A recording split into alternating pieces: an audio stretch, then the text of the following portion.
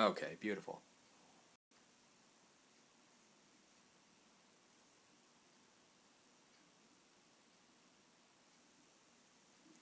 My goodness.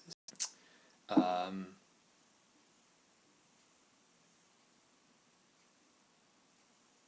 all right, maybe we're back on track, hopefully. Okay. All right, so what we have here is an artist panel that's been gessoed twice. It's an 8x10 gesso, or 8x10 board. The brand is this artist panel for oil and acrylics with a smooth finish. Value series, whatever that means, by Ampersand. It's pretty cheap product, which I highly recommend, although I do put a couple layers of gesso over it myself. Some other things I'll be using is that I have a cup of Gamsol right here as my solvent, which I'll start out with, just in a tin cup. And for medium, I'll probably be using, let's see,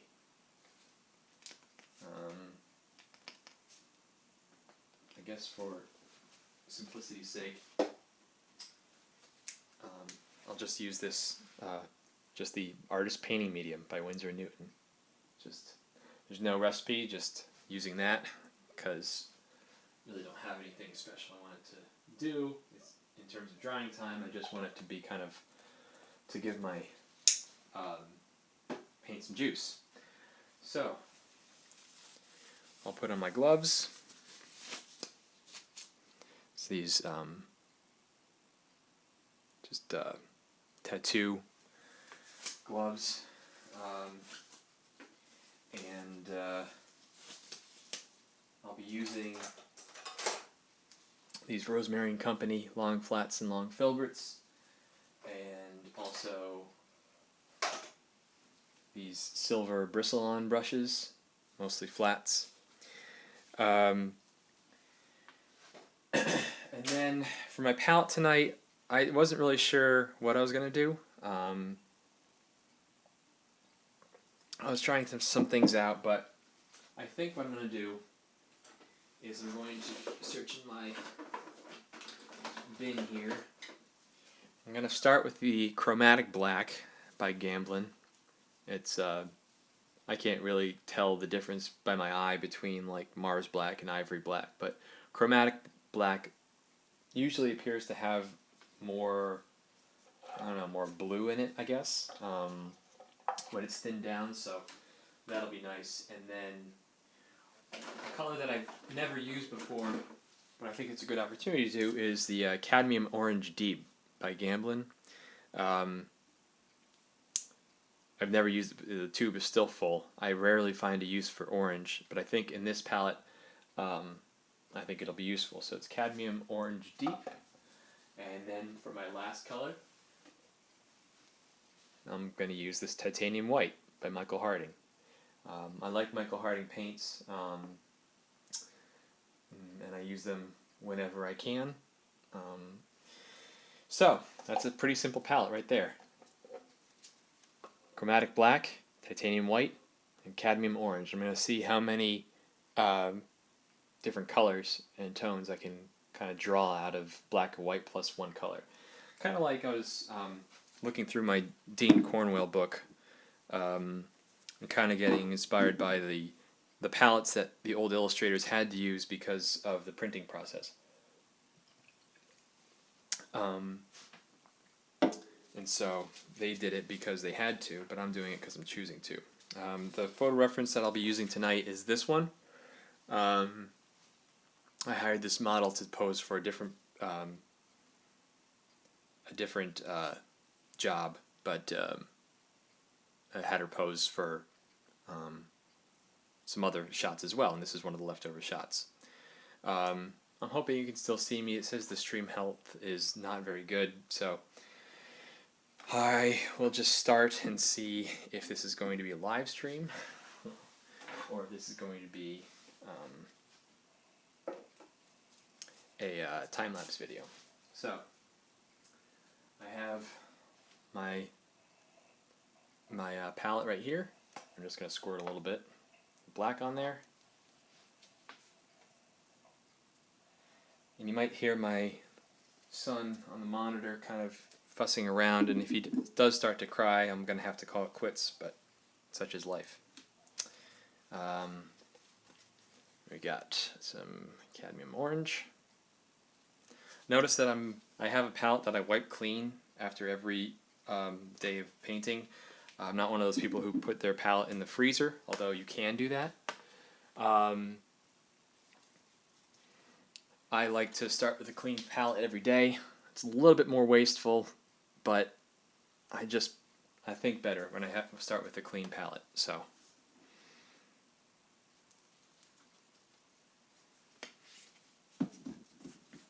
Alright, so there we go.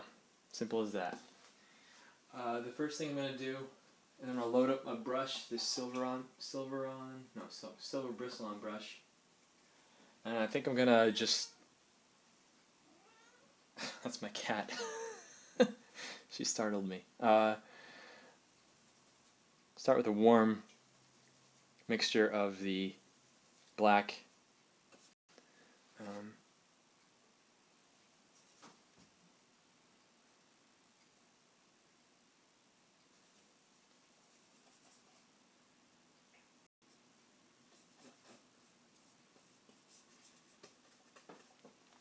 So there's an idea. Okay, maybe I'm caught up. There's an idea of a face, and I'm just going to scrub that in. Now that you can see that this is just cadmium orange and the black.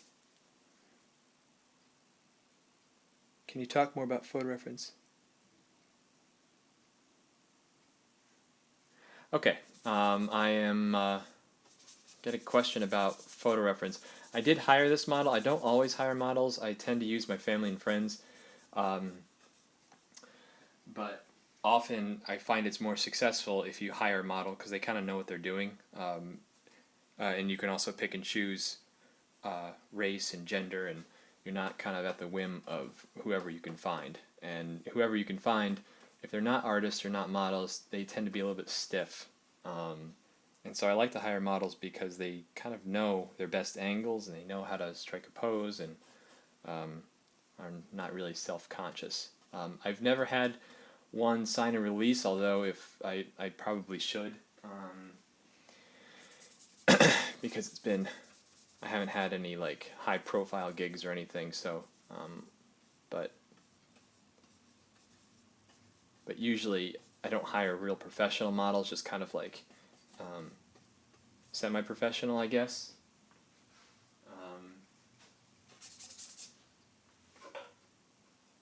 What am I doing? Here we go. Okay, now I'm going to try to give... Yeah, some people are saying they lost the stream. I'm still live on my end, so I'll just keep going. Because I'm back. I can see it on mine, but...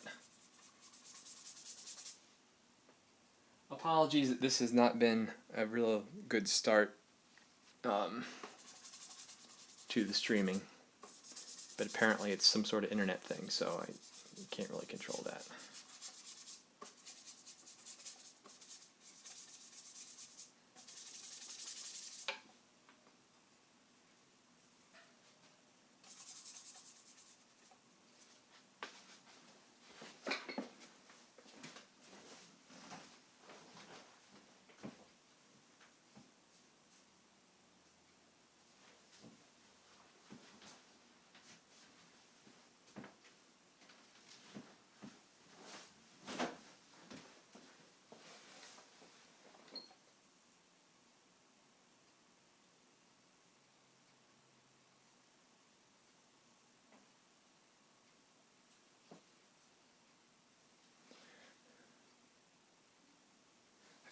Okay, yeah, I mean, getting more questions about models, and it's really, I mean, I don't find it awkward to ask. I would agree. Just to note what I'm doing here, I think I'm going to have a dragon on her shoulder, so I just want to kind of figure out where, because that was kind of the plan, so I just want to make sure that kind of leaving room. I'm feeling I'm going to have it. It is kind of awkward because, you know, you often ask them to do certain things like dress in costumes or things they may not be comfortable with if they're not artists themselves. And so hiring models, if there's an exchange, you know, I try to get as many.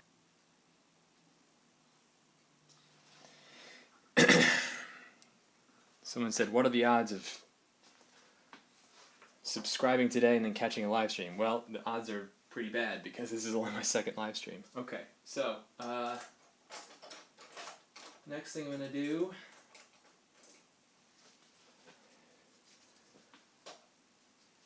I'm going to start, this is all Gamsol with my,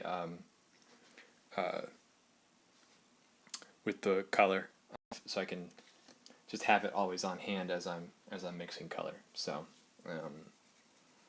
so here we go. Her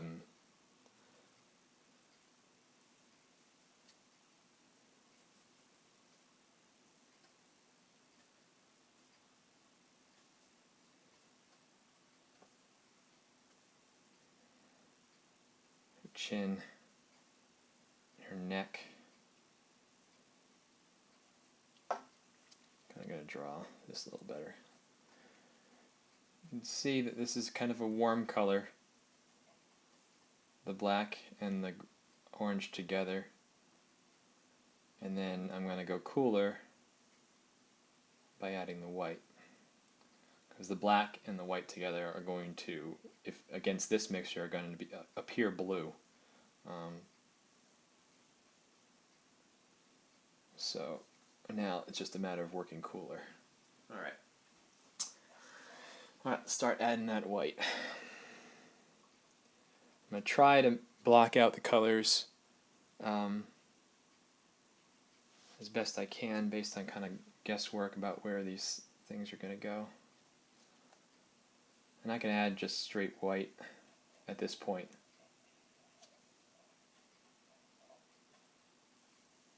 Because the highlights are generally going to be cooler on the face.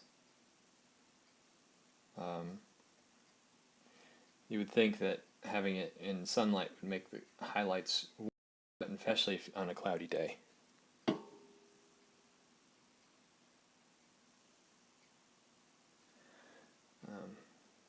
Questions about ideas for personal paintings, and I struggled with that. I went to a Renaissance fair one time and took a bunch of photo reference and made some paintings based on the photos I took there. I did a painting of Little Red Riding Hood. Maps that I saw in my portfolio, if I story that uses a dragon in it, that kind of thing. No one's going to hire you to tell their stories unless you're commissioned to do a book or something. They're really just commissioning you to paint pretty pictures, so the strength of the story doesn't matter too much. Nowadays, most of my personal paintings are based in what I'm calling the frontier fantasy genre, or genre that I'm trying to create. Kind of like America in the 1800s mixed with some elements of fantasy.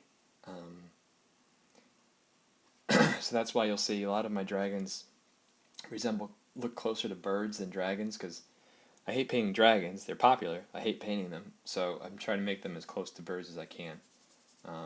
So now it's kind of easy. I have way too many ideas. Yeah, I don't know what's wrong with this stream, guys. I'm sorry. We'll stop yammering for a little bit. See if we come back.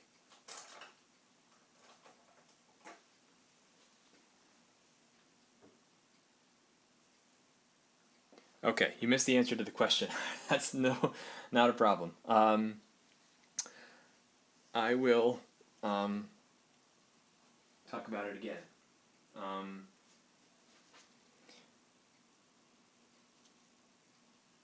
Basically, stories can come from photo reference. Like if you take good photo reference at a Renaissance fair, or choose some well-known stories, you can illustrate those.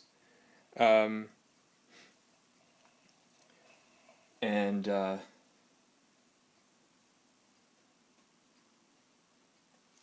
can illustrate popular stories, which is frontier fantasy. So don't worry about lack of ideas at first. Just try to create compelling images. Um,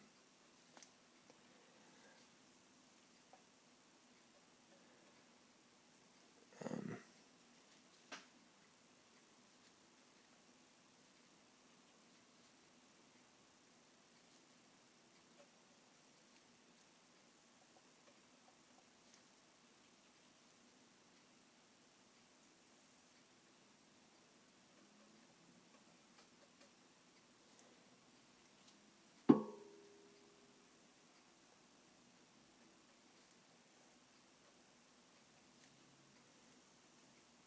all right. I think I'm getting too. I don't want to paint this way. I want to get a little looser.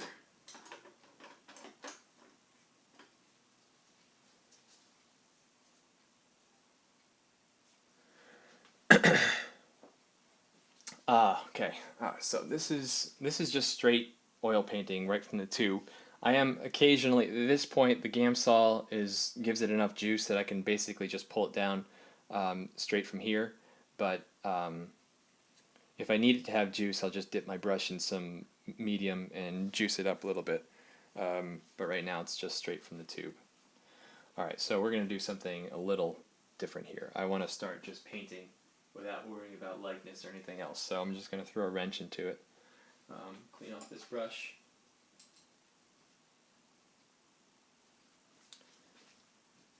This live streaming stuff is very difficult. Okay.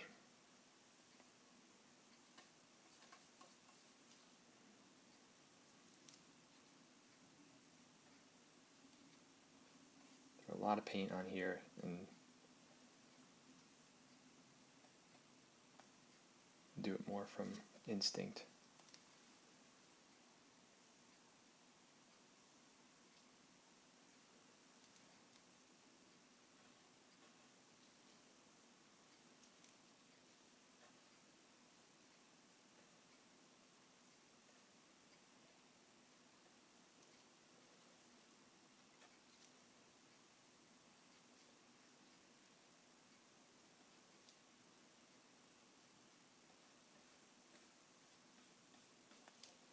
There's a question of who is a lesser known artist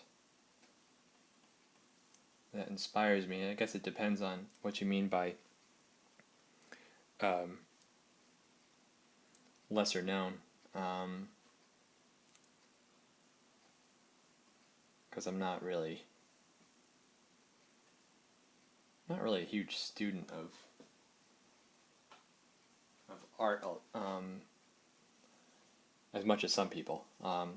My favorite illustrator of the golden age is probably Mead Schaefer, although Norman Rockwell has always been my top favorite, as a lot of people, but he's always had a special place in my mind and in my heart. But Mead Schaefer, I think, is really one of my favorites. And he doesn't really make a lot of lists, although, like, of top illustrators, but more and more people are kind of finding him and enjoying his work. And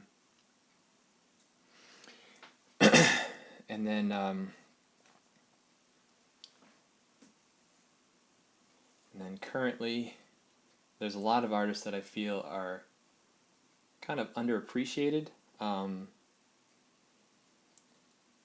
Chris Ron was for a while underappreciated. Now I think, at least within the magic community, he's kind of up to a status that he probably should have been from the beginning. But But yeah, Chris Round is one of my favorites, and of the current illustrators, and also Steve Prescott, who also is another magic artist. And when you see all those lists of top magic artists, the best magic artists of all time, it's like, I don't make the list, certainly, but Steve doesn't even make the list, and I just find that crazy. That Steve Prescott doesn't make the list.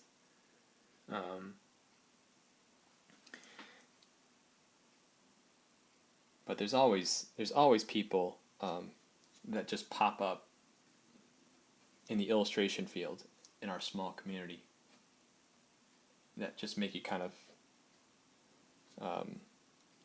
step back and go, wow, what they're doing is really, really good. Like right now, it's a lot of women artists, actually. They're like the top of our field, which is great. They're really killing it right now. Tron Nguyen, Ravina Kai. Even people that I don't think are getting a lot of work right now are doing really, really neat stuff.